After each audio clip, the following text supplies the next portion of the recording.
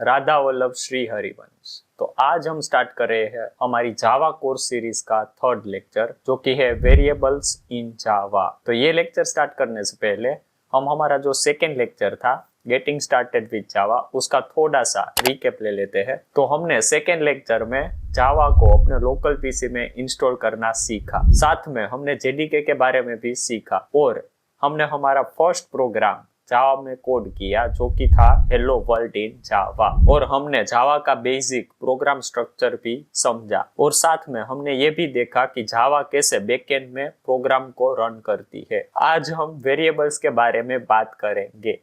तो variables container की तरह होते हैं कि जिसमें आप कोई भी डेटा जो है वो स्टोर कर सकते हो और किसी भी पॉइंट पे, प्रोग्राम के किसी भी पॉइंट में उस डेटा को अपडेट कर सकते हो या तो उस डेटा को कहीं पे भी यूज कर सकते हो। अब यहाँ पे एक कंटेनर है, ये वाला जो है कंटेनर है। तो वेरिएबल इस कंटेनर की तरह होता है कि जिसमें हम कोई भी डेटा, जैसे कि ये कंटेनर विथ डेटा है, जैसे हम मैथ में करते थे कि x is equal to 10, y is equal to 20, ठीक उसी तरीके से प्रोग्राम में भी वेरिएबल्स होते हैं जिसका हम यूज कर सकते हैं और उसकी वैल्यू को हम अपडेट भी कर सकते हैं या तो प्रोग्राम में कहीं पे भी हम उसको यूज कर सकते हैं। तो इसको हम वेरिएबल्स बोलते हैं। तो यहाँ पे हमने उसका जो है एक रियल लाइफ एग्जांपल से यहाँ से हमने थोड़ा सा उसको समझा। अब वेरिएबल को कैसे हम जावा प्रोग्राम में यूज कर सकते हैं, तो वेरिएबल को यूज करने के लिए हमें दो स्टेप फॉलो करने होंगे। पहले तो वेरिएबल को हमें डिक्लेयर करना होगा, फिर अगर हम वेरिएबल को कोई इनिशियल वैल्यू देना चाहते हैं तो दे सकते हैं, उसको हम इनिशियलाइजेशन बोलते हैं। हम वेरिएबल को डिक्लेयर इसीलिए करते हैं कि ताकि हम उसमें कुछ वैल्यू स्टोर कर सके और उस वैल्यू के साथ कुछ ऑपरेशन कर सके। जावा प्रोग्राम में हम वेरिएबल को दो स्टेप्स में यूज कर सकते हैं, एक तो हो गया डिक्लेरेशन और एक हो गया इनिशियलाइजेशन। तो हम पहले डिक्लेरेशन देखते हैं कि कैसे हमें वेरिएबल को डिक्लेयर करना है। बेसिकली जावा प्रोग्राम में वेरिएबल को यूज करने से पहले हमें उसे डिक्लेयर करना होता है। तो पहले हम डिक्लेरेशन वाला पार्ट देखते हैं। तो डिक्लेरेशन की सिंटैक्स हम देखते हैं। डिक्लेरेशन के लिए सबसे पहले आपको पहले डेटा टाइप मेंशन करनी होगी, फिर आएगा वेरिएबल का नेम एंड फिर आएंगे सेमीकोलन। तो ये हमारी हो गई syntax for declaring a variable. ये क्या हुआ कि वेरिएबल डिक्लेयर करने की सिंटैक्स हो गई। जैसे कि यहाँ पे हमने एक वेरिएबल डिक्लेयर किया इंट बुक काउंट। अब ये डेटा टाइप क्या होती है वो हम इससे अगले वाले लेक्चर में और भी डेप्थ में समझेंगे। डेटा टाइप यानी क्या हुआ कि किस टाइप की वैल्यू वो वेरिएबल होल्ड करेगा, वो डेटा टाइप दिखाती है। जैसे कि यहाँ पे जो है इंट एक डेटा टाइप है, तो उस टाइप की वैल्यू इस वेरिएबल को हम दे सकते हैं, तो उसको हम डेटा टाइप बोलते हैं प्रोग्रामिंग में। और डेटा टाइप को हम इन डेप्थ में नेक्स्ट लेक्चर में समझेंगे, पर अभी के लिए आपको ये डिक्लेरेशन की जो सिंटैक्स है उसको याद रखना है। पहले आएगी डेटा टाइप, फिर आएगा वेरिएबल का नेम, फिर आएंगे सेमीकोलन। तो कुछ इस तरीके से जो है हम वेरिएबल को जावा में डिक्लेयर करते हैं। फिर इसका हो गया इनिशियलाइजेशन। अब हम वेरिएबल को डिक्लेयर क्यों कर रहे हैं, क्योंकि हमें उसमें कुछ वैल्यू स्टोर करनी है। भले ही हम इमीडिएटली उसमें कुछ वैल्यू स्टोर ना करें, पर प्रोग्राम में कहीं ना कहीं जाके हम ये चाहते हैं कि उसमें हम कुछ वैल्यू स्टोर करें, तो इसीलिए हम वेरिएबल को डिक्लेयर करते हैं। तो उसका जो सेकेंड पार्ट है वो है उसका इनिशियलाइजेशन। तो इनिशियलाइजेशन के लिए सिंटैक्स क्या होगी कि डेटा टाइप वेरिएबल का नेम फिर इक्वल टू करके आप यहाँ पे कोई भी इनिशियल वैल्यू अगर देना चाहो तो दे सकते हो। जैसे कि यहाँ पे मैंने वेरिएबल को डिक्लेयर किया इस सिंटैक्स का यूज करके, फिर उसमें कुछ अगर मैं इनिशियल वैल्यू देना चाहूं तो इक्वल टू करके कुछ इनिशियल वैल्यू दे सकता हूं। जैसे कि यहाँ पे मैंने वेरिएबल को डिक्लेयर किया और साथ में मैंने उसको कुछ इनिशियल वैल्यू दे दी। अब वेरिएबल का जो इनिशियलाइजेशन है वो आप बाद में जाके भी प्रोग्राम में कर सकते हो, कुछ इस तरीके से कि जैसे कि यहाँ पे हमने वेरिएबल डिक्लेयर कर दिया, फिर हमने प्रोग्राम में कहीं पे बाद में जाके उसमें कुछ वैल्यू को इनिशियलाइज किया। तो आप ऐसे भी कर सकते हो कि डायरेक्टली आपने जहां पे डिक्लेयर किया वेरिएबल, वहां पे आप कुछ इनिशियल वैल्यू देना चाहो तो दे सकते हो, या तो प्रोग्राम में कहीं पे भी जाके बाद में वेरिएबल को आप इनिशियलाइज कर सकते हो। अब इसकी जो है प्रैक्टिस हम प्रोग्राम में करके देखते हैं। तो इसके लिए यहाँ पे मैं अपनी इंटेलिजे IDE पे आ गया और यहाँ से आपको एक न्यू प्रोजेक्ट क्रिएट कर देना है और इस प्रोजेक्ट का हम नाम रख देंगे यहाँ से हम वेरिएबल्स इन जावा। ये हमने प्रोजेक्ट का एक नाम दे दिया। अब आपको यहाँ पे कहाँ पे उसको स्टोर करना है उस प्रोजेक्ट को, तो यहाँ से मैं एक फोल्डर यहाँ पे क्रिएट कर देता हूँ, वेरिएबल्स इन जावा करके। उसी फोल्डर में हम इस वाले प्रोजेक्ट को सेव करेंगे। और यहाँ से आपको जेडीके यहाँ पे आप सिलेक्ट कर सकते हो। वो हमने इससे अगले वाले लेक्चर में जब भी हमने हमारा फर्स्ट प्रोग्राम कोड किया तो हमने एक्सप्लेन किया था कि ये वाला कोई भी आप जेडीके यहाँ से सिलेक्ट कर सकते हो। फिर आपको यहाँ से इस प्रोजेक्ट को हम क्रिएट कर देंगे। तो यहाँ पे जो है हमारा जो है प्रोजेक्ट, ये जो है इंटेलीजे क्रिएट कर देगा कुछ इस तरीके से। अब इसमें जो बॉयलर प्लेट कोड है जिसको हम नहीं चाहते हैं, जिसका हमें कोई यूज नहीं है, तो उसको हम यहाँ से रिमूव कर देंगे। फिर हमने क्या सीखा था कि पहले जो है उसकी डेटा टाइप आएगी, यानी कि इंट एक डेटा टाइप है। अब डेटा टाइप क्या होती है वो हम आगे जाके देखेंगे। इंट डेटा टाइप यानी कि उसमें हम कोई इंटीजर वैल्यू जो है वो स्टोर करवाना चाहते हैं, इसीलिए हमने यहाँ पे उसको डेटा टाइप दी इंट। अब यहाँ पे आएगा वेरिएबल का नेम, बुक काउंट करके हमने यहाँ पे एक वेरिएबल को डिक्लेयर किया।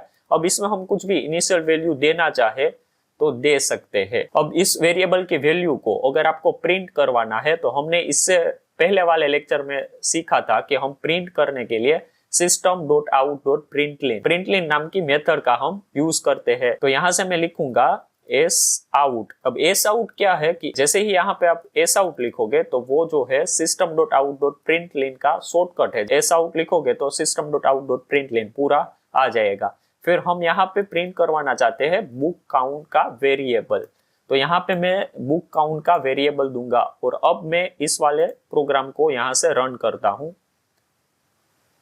तो इसका जो है आउटपुट आएगा यहाँ पे 10। अब यहाँ पे जो है आप वैल्यू अगर चेंज करोगे, यहाँ से अगर मैं 20 करूंगा इस वाले वेरिएबल की वैल्यू को, तो वहां पे जो है यहाँ पे मुझे वो 20 यहाँ पे मुझे जो है वो प्रिंट करके देगा। अब हमने जो है इससे पहले वाले प्रोग्राम में हम यहाँ पे डबल कोटेशन मार्क यूज कर रहे थे, तो अगर आप यहाँ पे डबल कोटेशन का यूज करोगे फिर इस प्रोग्राम रन करोगे तो यहाँ पे सिंपली जो है इसके अंदर डबल कोट के अंदर जो भी होगा उसको सिंपली प्रिंट करेगा। अब क्योंकि मुझे जो है वेरिएबल की वैल्यू को प्रिंट करना है, इसलिए यहाँ से मैं डबल कोटेशन को हटा दूंगा ताकि इस वाले फंक्शन को समझ आए कि हमें जो ये बुक काउंट में जो वैल्यू स्टोर है उसको मुझे स्क्रीन पे प्रिंट करवाना है, ना कि बुक काउंट वर्ड को प्रिंट करना है। तो इसीलिए यहाँ पे डबल कोटेशन नहीं आएंगे। वेरिएबल का जो नेम हमने डिक्लेयर किया है वही सिंपली आपको यहाँ पे देना है। और फिर हम इस प्रोग्राम को रन करेंगे तो वेरिएबल में जो भी वैल्यू स्टोर होगी उसको वो आउटपुट विंडो पे प्रिंट करेगा, क्योंकि हम वही चाहते हैं, वेरिएबल में जो वैल्यू स्टोर है उसको प्रिंट करवाना चाहते हैं, ना कि बुक काउंट को प्रिंट करवाना चाहते हैं, बुक काउंट वर्ड को प्रिंट करवाना चाहते हैं।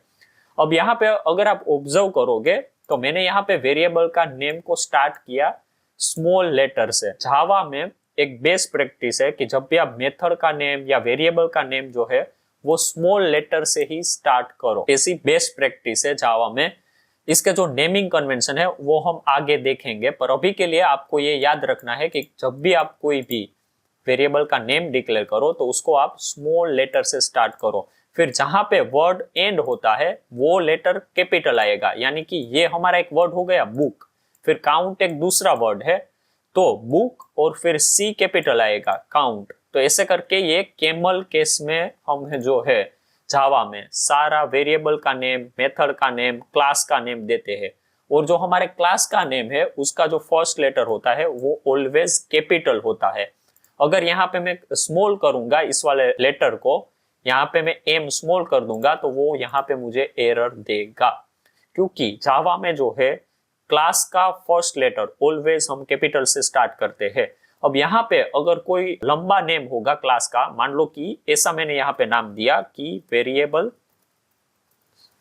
इन जावा, तो यहाँ पे अगर आप ऑब्जर्व करोगे तो वी पहले मैंने कैपिटल किया क्योंकि क्लास का नेम ऑलवेज कैपिटल लेटर से आपको स्टार्ट करना है। फिर जहां पे एक वर्ड एंड होता है, यानी कि यहाँ पे यहाँ पे जो है हमारा एक वर्ड एंड हो गया वेरिएबल्स, फिर यहाँ पे इन ये दूसरा वर्ड है तो उसका जो फर्स्ट लेटर आएगा वो ऑलवेज कैपिटल होगा। तो ऐसे हम जो है ये बेस्ट प्रैक्टिस है, आप इसको ऐसे भी दे सकते हो इन, पर जावा में बेस्ट प्रैक्टिस हमें क्या कहती है कि हमें ऑलवेज इसको कैमल केस में लिखना है। तो ये जावा में बेस्ट प्रैक्टिस है, ठीक उसी तरीके से वेरिएबल का नेम भी जब आप डिक्लेयर कर रहे हो तो आपको पहला लेटर जो है स्मॉल करना है। मेथड का नेम भी जब आप डिक्लेयर कर रहे हो, मेथड यानी कि ये हमारा फंक्शन का नेम, तब भी हमें फर्स्ट लेटर को स्मॉल करना है। तो ये हमने देखा कि वेरिएबल को आपको कैसे जो है जावा में डिक्लेयर करना है। यहाँ पे मैं इसको अभी के लिए यहाँ से हटा देता हूँ और यहाँ पे हमारा जो है मेन,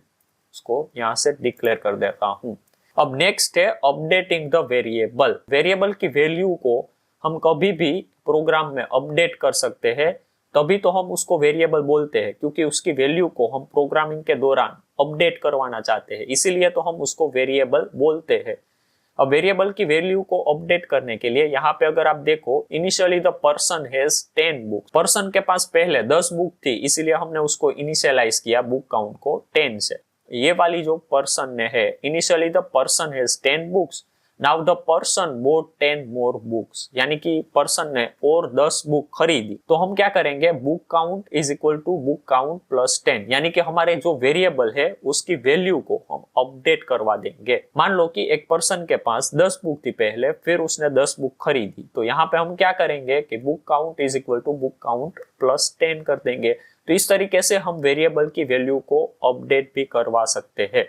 इसको हम कोड में करके देखते हैं। पहले हमारे पास बुक काउंट क्या थी, यहाँ पे 10 थी, तो यहाँ पे बुक काउंट 10 है। फिर यहाँ पे मैं लिखूंगा, अब ये जो डबल स्लैश करके मैं यहाँ पे जो लिख रहा हूं, द पर्सन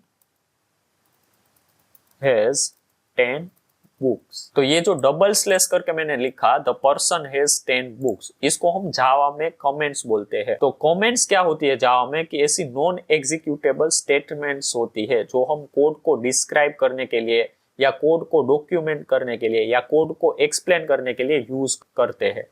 जैसे कि कमेंट हम क्यों लिखते हैं, कि मैंने कुछ फंक्शन बनाया तो उसको मैं एक्सप्लेन करने के लिए कमेंट लिख सकता हूं, क्योंकि एक प्रोजेक्ट में क्या होता है कि मल्टीपल डेवलपर, जब आप किसी भी कंपनी में जाओगे तो वहां पे जो है एक प्रोजेक्ट पे मल्टीपल डेवलपर काम करते हैं। तो मैंने कोई एक फंक्शन क्रिएट किया, तो उसकी क्या फंक्शनलिटी है उसको मैं जो है कमेंट्स के द्वारा दूसरे डेवलपर को समझा सकता हूँ। तो जब भी वो ये कोड ओपन करेगा तो डायरेक्टली वो कमेंट्स पढ़ते ही उसको पता चल जाएगा कि अच्छा ये वाला फंक्शन की ये फंक्शनलिटी है। तो इसीलिए हम कमेंट्स का यूज करते हैं। और जावा में 3 टाइप की कमेंट्स है। एक है ये डबल स्लैश करके, इसको हम सिंगल लाइन कमेंट बोलते हैं। फिर एक कमेंट आती है स्लैश स्टार स्टार स्लैश, इसको हम मल्टी लाइन कमेंट बोलते हैं। यहाँ पे आप मल्टीपल लाइन में कुछ भी लिख सकते हो। सॉरी, ये वाली कमेंट्स, इसको हम मल्टी लाइन कमेंट्स बोलते हैं जावा में। फिर एक और कमेंट आती है यहाँ पे स्लैश स्टार स्टार फिर स्टार स्लैश, तो इसको हम जो है वो डॉक टाइप की कमेंट बोलते हैं। ये वाली जो कमेंट्स है उसको डॉक टाइप, यानी कि अगर मैं किसी भी कोड को डॉक्यूमेंट करना चाहूँ तो उसके लिए ये वाली कमेंट्स का मैं यूज कर सकता हूँ।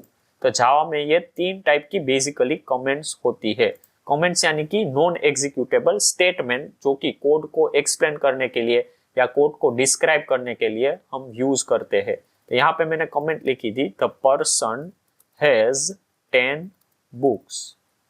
First, the person has 10 books, पहले पर्सन के पास 10 बुक थी। अब कमेंट्स के लिए एक इन डेप्थ आर्टिकल को मैं नीचे मेंशन कर दूंगा, तो अगर आप उसको इन डेप्थ में कमेंट्स के बारे में पढ़ना चाहो तो वहां से आप चेक कर सकते हो। First, the person has 10 books, अब उसी पर्सन ने 10 और बुक खरीदी। तो यहां से मैं लिखूंगा, यहाँ पे कमेंट देंगे the person boat 10 more books, उसने 10 और बुक्स खरीदी। तो हमें वेरिएबल की वैल्यू को भी अपडेट करना होगा, तो मैं यहाँ से क्या करूंगा, book count is equal to book count plus 10 कर दूंगा। और उसको यहाँ पे मैं system.out.println की हेल्प से हम उसको यहाँ पे प्रिंट करवा रहे हैं। अब ये वाला अगर मैं प्रोग्राम रन करूंगा तो यहाँ पे उसका आंसर आएगा 20, क्योंकि पहले हमारे पास 10 बुक थी, उसमें हमने और 10 बुक जोड़ दी, तो उसका जो आंसर आएगा वो आएगा 20, और उसको मैंने यहाँ पे प्रिंट कर दिया। अब यहाँ पे अगर मैं book count is equal to, यहाँ पे मैं करूंगा बुक काउंट -10, यानी कि यहाँ पे अब क्या हुआ कि the person gifted 10 books to friend. उसने किसी अपने मित्र को 10 बुक गिफ्ट कर दी, तो उसके पास पहले 10 बुक थी, 10 और ज्यादा बुक उसने कहीं पे जाके खरीदी, फिर उसने 10 बुक को अपने फ्रेंड को गिफ्ट कर दिया, तो हम क्या करेंगे, -10 करेंगे। अब इसका जो आंसर आएगा वो आएगा 10, क्योंकि पहले 10 थी, हमने इस पर 10 और ऐड की, फिर हमने उसने जो है वो बुक अपने फ्रेंड को दे दी 10 बुक्स, तो उसमें से -10 होगा, फिर हमने यहाँ पे जो फाइनल रिजल्ट था उसको यहाँ पे प्रिंट करवा लिया। तो कुछ इस तरीके से आप वेरिएबल को जावा में यूज कर सकते हो।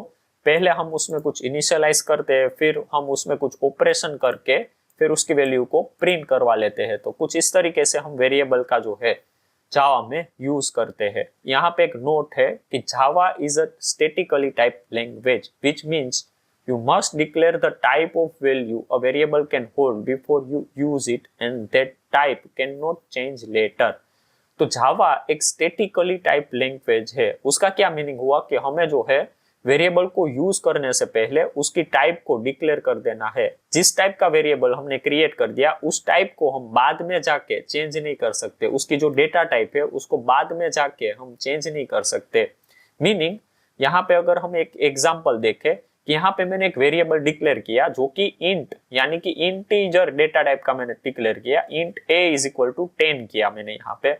अब यहाँ पे मैंने क्या किया कि आगे जाके यहाँ पे a को हेलो से, यानी कि ये स्ट्रिंग टाइप का डेटा है, हमारी टाइप चेंज हो गई ना यहाँ पे, सॉरी यहाँ पे हमने a is equal to hello करा, तो यहाँ पे हमारी जो है टाइप यहाँ पे चेंज हो गई। तो ये जो है आपको कंपाइलर एरर देगा जावा में। ये जावा में नहीं चलेगा कि आपने पहले इंटीजर टाइप का वेरिएबल जो है वो डिक्लेयर किया और बाद में जाके उसमें कुछ स्ट्रिंग डेटा जो है वो स्टोर करने की कोशिश की, तो ये आपको कंपाइलर जो है वो एरर थ्रो कर देगा। क्योंकि जावा जो है वो स्टैटिकली टाइप लैंग्वेज है, यानी कि एक बार अगर आपने इस वेरिएबल की टाइप इंट दे दी और उसको हम फिर a इज इक्वल को स्ट्रिंग में कन्वर्ट करने की आपने कोशिश की जावा में, तो कंपाइलर जो है वो एरर दे देगा। अब हम इसकी वैल्यू को अपडेट कर सकते हैं, मतलब a इज इक्वल टू 20 कर सकते हैं, वेरिएबल की वैल्यू को अपडेट कर सकते हैं, पर टाइप आपको इंटीजर में ही खेलना होगा, टाइप आप चेंज नहीं कर सकते। अगर आप डायनेमिकली टाइप लैंग्वेज जैसे कि कहीं होती है, जैसे कि पाइथन एक डायनेमिकली टाइप लैंग्वेज है, तो उसमें आप ये चीज कर सकते हो कि आपने a is equal to 10 declare किया और आगे जाके उसमें स्ट्रिंग डेटा स्टोर किया, तो वो एक्सेप्ट कर लेगा क्योंकि पाइथन डायनेमिकली टाइप लैंग्वेज है। पर जावा जो है वो स्टैटिकली टाइप लैंग्वेज है, इसीलिए आपने एक बार उसकी जो डेटा टाइप डिक्लेयर कर दी वेरिएबल की, उसको आप बाद में जाके चेंज नहीं कर सकते। उसकी वैल्यू को अपडेट कर सकते हो, उसकी वैल्यू को चेंज भी कर सकते हो, पर उसकी टाइप वही रहनी चाहिए। इंटीजर है तो उसमें इंटीजर टाइप का ही डेटा स्टोर होगा। ये आपको इंटरव्यू में कहीं पे भी पूछ सकते हैं कि जावा स्टैटिकली टाइप लैंग्वेज है या डायनेमिकली टाइप लैंग्वेज है। अगर स्टैटिकली टाइप लैंग्वेज है तो क्यों वो स्टैटिकली टाइप लैंग्वेज है, ऐसे करके क्वेश्चन आपको कर सकते हैं। अब नेक्स्ट है हमारे जो नेमिंग कन्वेंशन है वेरिएबल के, यानी कि वेरिएबल का नेम देने के कुछ बेसिक रूल है जावा में। रूल बोल लो या नेमिंग कन्वेंशन बोल लो, ऐसे कोई फिक्स रूल नहीं है, पर ये आपको फॉलो करने चाहिए। कुछ कुछ जो है रूल्स वो रूल की तरह है कि वो फिक्स होंगे, पर कुछ कुछ जो है वो बेस्ट प्रैक्टिसेस है जो हमें इम्प्लीमेंट करनी चाहिए, ताकि जो है हमारा कोड है वो ज्यादा स्ट्रक्चर लगे, ताकि हमारा जो कोड है वो ज्यादा रीडेबल बने, ताकि जो है हमारा कोड वो ज्यादा कॉम्प्लेक्स ना हो। इसीलिए ये जो है नेमिंग कन्वेंशन, जो वेरिएबल का नेम देने के कुछ रूल्स है, तो उसको हमें फॉलो करना चाहिए। अब वो देखते हैं कि फर्स्ट है Java is a case sensitive, hence book count and book count are two different variable. Meaning अगर हम इसको कोड में देखें, ये वाले जो है इसको मैं अभी के लिए हटा रहा हूं यहाँ से, या फिर एक काम करते हैं कि इसको जो है अभी के लिए कमेंट कर देते हैं। ये पूरा कोड मैंने कमेंट कर दिया, ठीक है। अब यहाँ पे क्या है कि int book count is equal to 10 है।